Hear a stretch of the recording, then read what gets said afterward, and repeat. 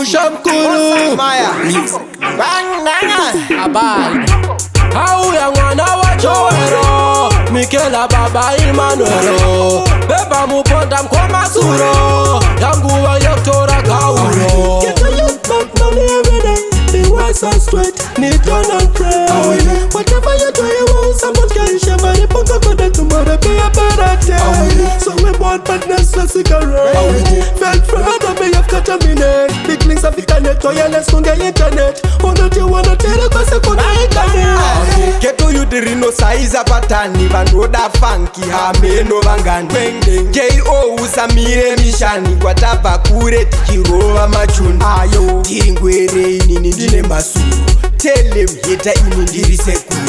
Andibhire ndichipera kunge genduru Tisuti nacho tisuti nehantarova sipiti Vaona inini ndakabata maiki fanika mpine Ini vangitoti ingori gwimbini Ndapata vechidiki kunyanya mainini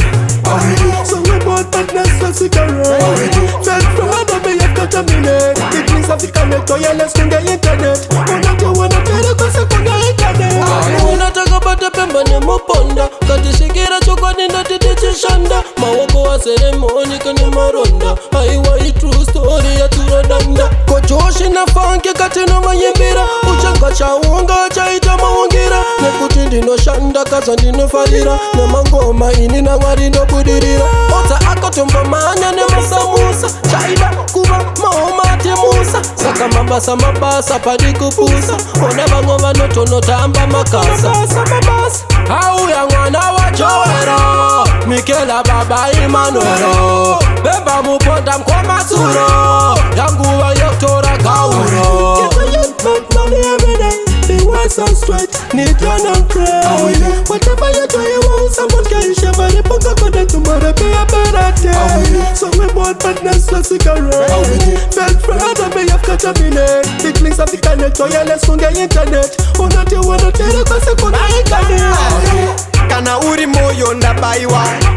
Zvine miripiri ndabaiwa Kunge kizi yatotanda naiwa Kana zano ndiri ndega ndashaiwa Eye ndiso saziri, tendeza madiri Pango sinova vasenyamiri Waniko uri momura undi kasefiri Pakushanda hapadi kufunga kariri Moye mutema kurumurwa nemiripiri Ziso rakatsuka kuti piriviri Tainyimwa nani piwa ngwerewere Masai ayijiwa chizipere